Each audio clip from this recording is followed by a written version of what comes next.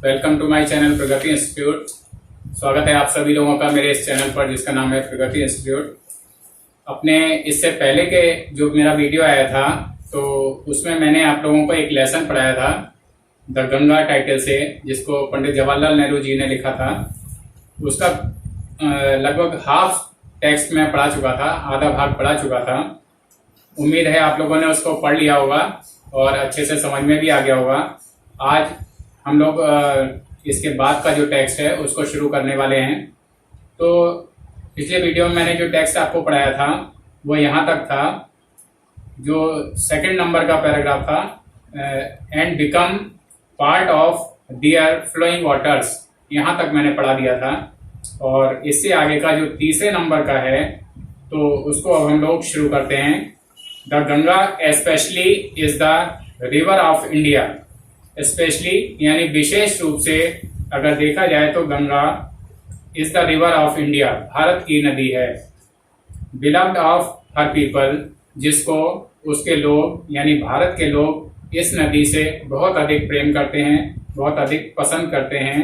Round which, जिसके चारों तरफ यानी इस नदी के चारों तरफ are intertwined her racial memories, her hopes and fears, her songs of triumph, her victories and her defeats. Around which, जिसके चारों तरफ, इस नदी के चारों तरफ या इस नदी से संबंधित, are intertwined कहते हैं बहुत अधिक गुथा होना, बहुत अधिक घनिष्ठ रूप से संबंधित होना। are intertwined her racial memories, उसकी जातिगत यादें या उसकी जो पुरानी यादें हैं वो इस गंगा से जुड़ी हुई हैं। हर होप्स एंड फियर्स, उसकी आशाएं, एंड फियर्स या उसके जो डर हैं, भय हैं, वो सब उससे जुड़े हैं। हर सॉन्ग्स ऑफ ट्रायम्फ, उसकी विजय के गीत इस नदी से जुड़े हुए हैं, इस नदी से संबंधित हैं। हर विक्ट्रीज एंड हर डिफीट्स, और उसकी जय और पराजय, ये सब भी जो है इस सब से संबंधित बहुत सारी यादें इस नदी से जुड़ी हुई हैं। She has been a symbol of India's age long culture and civilisation. She यानी ये जो गंगा नदी है, has been a symbol of, एक प्रतीक है, of India's age long culture, Bharat की जो एज लॉन्ग कल्चर यानी कल्चर एंड सिविलाइजेशन, भारत की जो पुरानी, बहुत पुरानी संस्कृति और सभ्यता है, उस संस्कृति और सभ्यता का ये गंगा नदी एक प्रतीक के रूप में है। एवर चेंजिंग, जो कि हमेशा बदलती रहती है यानी इसके स्वरूप हमेशा बदलते रहते हैं। एवर फ्लोइंग, सतत रूप से बहने वाली है, लगातार बहने वाली नदी है। And yet ever the same Ganga, और फिर भी ये गंगा नदी हमेशा एक सी दिखाई पड़ती है। She reminds me of the snow covered peaks, ये जो गंगा नदी है वो मुझे याद दिलाती है द स्नो कवर्ड पीक्स यानी बर्फ से ढकी हुई चोटियों की याद दिलाती है। And the deep valleys of the Himalayas, और हिमालय की गहरी घाटियों की भी ये नदी याद दिलाती है। Which I have loved so much, और जिसको कि मैं बहुत अधिक प्रेम करता हूँ। मैं यानी जवाहरलाल नेहरू जी अपने आप को संबोधित करते हुए कह रहे हैं कि इस नदी को मैं बहुत अधिक प्रेम करता हूँ, बहुत अधिक पसंद करता हूँ। And of the rich and vast plains below, और इसके जो रिच एंड वास्ट प्लेन्स यानी बहुत बड़े बड़े विस्तृत जो मैदान हैं इसके नीचे गंगा नदी के पास के, उनको भी मैं बहुत अधिक पसंद करता हूँ। Where my life and work have been cast, जहाँ पर मेरा जीवन और मेरा कार्य गुजरे हैं, यानी जहाँ पर मैंने अपना जीवन बिताया है और मैंने बहुत बहुत कार्य, अनेकों कार्य वहां पर किए हैं। Smiling and dancing in the morning sunlight. अब इसमें जवाहरलाल नेहरू जी गंगा नदी का स्वरूप या वो कैसी दिखाई पड़ती हैं तो उसके बारे में बताते हैं। Smiling and dancing in the morning sunlight, सुबह के समय सूर्य की रोशनी में गंगा नदी स्माइलिंग यानी मुस्कुराती हुई, प्रसन्न चित्त एंड डांसिंग और नृत्य करती हुई सी प्रतीत होती हैं, and dark and gloomy and full of mystery as the evening shadows fall. और जैसे ही शाम के समय शाम की कालिमा धीरे धीरे आती है, या शाम का समय जैसे जैसे आता है और अंधेरा घिरने लगता है, तो ये नदी डार्क यानी बहुत ही गहरे काले रंग की दिखाई पड़ती है, एंड गहरे रंग की दिखाई पड़ती है, एंड ग्लूमी और दुख से भरी हुई दिखाई पड़ती है, एंड फुल ऑफ मिस्ट्री और रहस्य से परिपूर्ण दिखाई पड़ती है, जैसे जैसे शाम का समय आता है और अंधेरा घिरता है। A narrow a slow and graceful stream in winter. अब जाड़े के समय में ये कैसे दिखाई पड़ती है नदी, उसके बारे में बताते हैं। अ नैरो यानी बहुत ही पतली धारा दिखाई पड़ती है, स्लो धीमी यानी जल का प्रवाह है, जल का जो बहाव है वो बहुत ही धीमा हो जाता है, एंड ग्रेसफुल स्ट्रीम और बहुत ही ज्यादा ग्रेसफुल यानी आकर्षक धारा के रूप में ये गंगा नदी दिखाई पड़ती है जाड़े के समय में। And a vast roaring thing और दहाड़ती हुई सी प्रतीत होती है ड्यूरिंग द मानसून। मानसून यानी बारिश के समय में ये गंगा नदी जब पानी की तेज आवाज होती है तो ये नदी एक दहाड़ती हुई सी प्रतीत होती है। ब्रॉड बॉसम्ड ऑलमोस्ट एज द सी और समुद्र की तरह से चौड़ी छाती वाली ये प्रतीत होती है। And with something of the sea's power to destroy और ऐसा लगता है जैसे कि ये समुद्र की विनाशकारी शक्ति के रूप में दिख रही हो। तो इस तरह से ये बारिश के मौसम में मानसून के समय में दिखाई पड़ती है। Ganga has been to me a symbol and memory of the past of India. Ganga मेरे लिए भारत के गंगा मेरे लिए has been to me a symbol and memory. Ganga मेरे लिए एक प्रतीक और याद के रूप में है of the past of India. Bharat के बीते हुए समय के प्रतीक और यादगार के रूप में गंगा मेरे सामने है। गंगा मुझे ऐसी प्रतीत होती है। And flowing on to the great ocean of the future running into the present और ऐसा लगता है कि गंगा जैसे वर्तमान समय में तो बह रही है, वर्तमान समय में तो बहती हुई सी प्रतीत होती ही है। And flowing on to the great ocean of the future और भविष्य के महान समुद्र के रूप में बहती हुई सी भी प्रतीत होती है। एंड दो I have discarded much of past tradition and custom और यद्यपि मैंने त्याग दिया है much of past tradition and custom काफ़ी अधिक मात्रा में पुरानी परंपराओं और रीति रिवाजों को मैंने त्याग दिया है, छोड़ दिया है। एंड आई एम एंशियस और मैं उत्सुक हूँ that India should rid herself of all shackles कि भारत को उन सभी बंधनों से अपने आप को आज़ाद करा लेना चाहिए, उन बंधनों से मुक्त हो जाना चाहिए। that bind and constrain her जो कि उसको बांधे रखते हैं और उसको रोके रखते हैं। and divide her people और उसके लोगों का बंटवारा करते हैं, उसके लोगों को अर्थात भारत के लोगों को लड़ाते हैं जो बंधन जो रीति रिवाज, तो उनका भारत को त्याग कर देना चाहिए।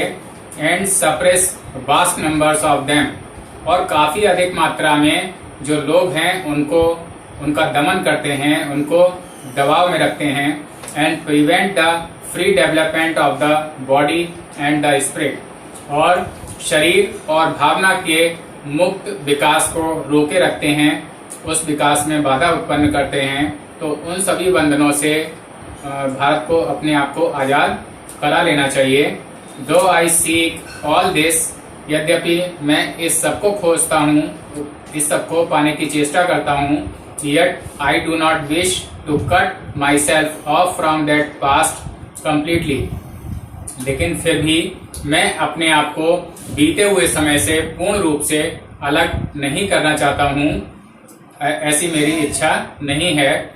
I am proud of that great inheritance उस महान विरासत पर मुझे गर्व है। दैट हैज़ बीन, जो हम लोगों को मिली हुई है, जो हमें प्राप्त है, एंड इज आवर्स, और जो कि हमारी है विरासत, एंड आई एम कॉन्शियस, और मैं पूर्ण रूप से सचेत हूँ, मुझे अच्छी तरह से ध्यान है, that I too like all of us, कि मैं भी, हम सभी की तरह से मैं भी, am a link in the unbroken chain, उस अनब्रोकन चैन यानी बिना टूटी हुई चैन की एक कड़ी के रूप में मैं भी हूँ।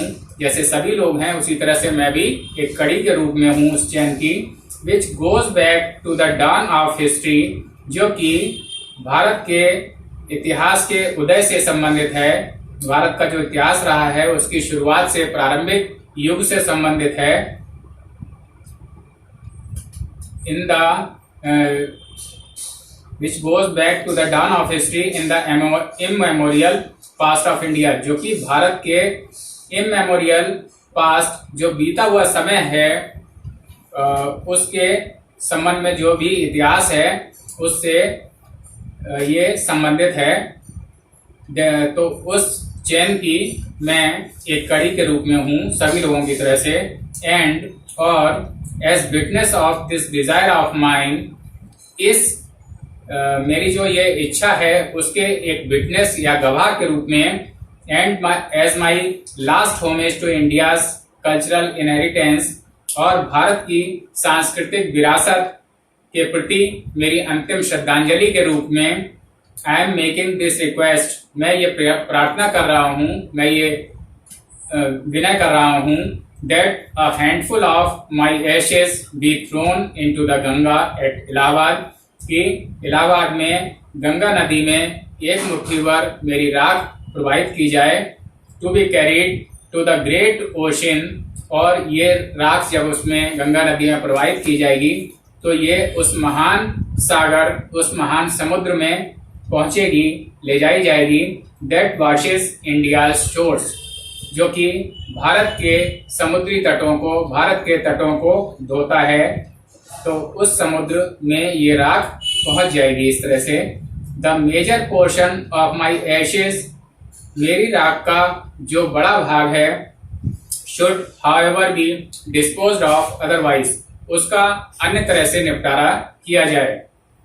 आई want these to be carried high up into the air in an aeroplane, मैं चाहता हूं कि these to be carried high up, कि ये जो राख का बचा हुआ बड़ा भाग है उसको ले जाया जाए high up into the air, हवा में, एक एरोप्लेन में रखकर हवा में इसको काफी ऊंचाई तक ले जाया जाए राख को। And scattered from that height, और उस ऊंचाई से इसको बिखराया जाए ओवर द फील्ड्स, उन खेतों में बिखराया जाए इस राख को। Where the peasants of India toil, जहां पर भारत के किसान जो कृषक हैं वो कठिन परिश्रम करते हैं जिन खेतों में, उन खेतों में इसको बिखराया जाए। सो दैट, जिससे कि they might mingle with the dust and soil of India, जिससे कि ये जो राख है वो भारत के मिट्टी और धूल में अच्छे से मिल जाए। And become an indistinguishable part of India, और ये भारत का एक अभिन्न अंग, ऐसा अंग जिसको अलग ना किया जा सके, तो इस तरह का अभिन्न अंग भारत का ये राख बन जाए। I have written this will and testament in New Delhi on the 21st day of June in the year 1954।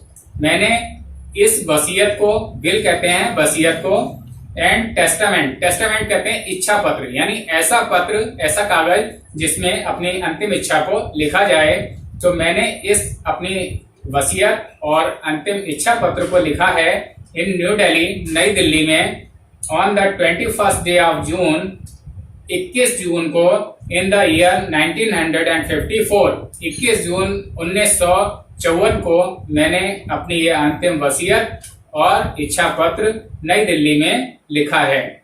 तो स्टूडेंट्स, ये इस लेसन का बचा हुआ भाग था जिसको मैंने आपको पढ़ा दिया, और अब इसके जो बचे हुए डिफिकल्ट वर्ड्स हैं उनको मैं ओरली बता देता हूं।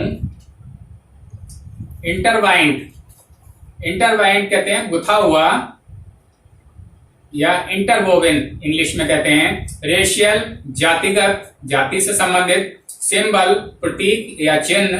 कल्चर संस्कृति। कास्ट ढाला गया या बनाया गया। ग्लूमी उदास या अंधकार युक्त। मिस्ट्री रहस्य। वास्ट विशाल। ब्रॉड बॉसम्ड चौड़ी छाती वाली। डिस्कार्डेड त्याग दिया, छोड़ दिया। एंशियस चिंतित या आतुर होना। रिड हरसेल्फ छुटकारा पाया। शेकल्स जंजीरें या बंधन। कंस्ट्रेन कैद करना। सप्रेस दबाना। प्रिवेंट रोकना। सीख खोजना। इनहेरिटेंस उत्तराधिकार में प्राप्त संपत्ति या जिसको विरासत कहते हैं। आई एम कॉन्शियस यानी मुझे एहसास है, मैं भली भांति जानता हूं, इसका मीनिंग है। डॉन यानी भोर या प्रारंभ काल, शुरुआत का समय, प्रारंभिक समय। ट्रेजर बहुमूल्य मानना या किसी चीज को बहुत अधिक कीमत का मानना। इंस्पायरेशन प्रेरणा। विटनेस साक्षी या गवाह। होमेज श्रद्धांजलि। कल्चरल सांस्कृतिक। शोर्स सागर के तट, समुद्री तटों को कहते हैं शोर्स। अदरवाइज या भिन्न तरीके से या अन्यथा नहीं। स्कैटर्ड बिखेरना, फैलाना। पीजेंट्स कृषक या किसान। टॉयल परिश्रम करना। मिंगल मिल जाना, घुल मिल जाना। इंडिस्टिंग्विशेबल अभिन्न अंग होना। विल यानी वसीयतनामा और टेस्टामेंट यानी इच्छा पत्र। तो स्टूडेंट्स ये डिफिकल्ट वर्ड्स थे जिनको मैंने आपको ओरली बता दिया और अब इनको मैं बोर्ड पर लिख देता हूं। वेल स्टूडेंट्स, तो अभी जो मैंने टेक्स्ट पढ़ाया था आपको द गंगा स्पेशली से लेकर 1954 यहाँ तक पढ़ाया था, जो कि इसका लास्ट पोर्शन था। और इसके जो डिफिकल्ट वर्ड्स हैं उनको मैंने ओरली भी आपको बता दिया था और अब बोर्ड पर लिख दिया है, तो समझ लें। इंटरवाइंड यानी गुथा हुआ, बहुत अधिक घनिष्ठ रूप से संबंधित होना। रेशियल जातिगत। सिंबल प्रतीक या चिन्ह। कल्चर संस्कृति। कास्ट ढाला गया। ग्लूमी दुखी या अंधकार युक्त, उदास। मिस्ट्री रहस्य। वास्ट विशाल। ब्रॉड बॉसम्ड चौड़ी छाती वाली। डिस्कार्डेड त्याग देना, छोड़ देना। एंशियस चिंतित होना या उत्सुक होना। रिड हरसेल्फ छुटकारा पाया। शेकल्स जंजीरें या बंधन। और कॉन्स्टेन कैद करना। सप्रेस दबाना। प्रिवेंट रोकना। सीख खोजना। इनहेरिटेंस उत्तराधिकार में प्राप्त। कॉन्शियस एहसास होना। डॉन उदय या प्रारंभिक काल को कहते हैं। ट्रेजर बहुमूल्य या खजाना। इंस्पिरेशन प्रेरणा। विटनेस साक्षी या गवाह। होमेज श्रद्धांजलि। कल्चरल सांस्कृतिक। शोर्स समुद्र के तटों को कहते हैं। अदरवाइज भिन्न तरीके से या अन्यथा। स्कैटर्ड बिखेरना। पीजेंट्स किसान। टॉयल परिश्रम करना। मिंगल घुल मिल जाना, बहुत अधिक घुल मिल जाना। इंडिस्टिंग्विशेबल यानी अभिन्न, जिसको अलग ना किया जा सके। विल यानी वसीयतनामा और टेस्टामेंट इच्छा पत्र को कहते हैं।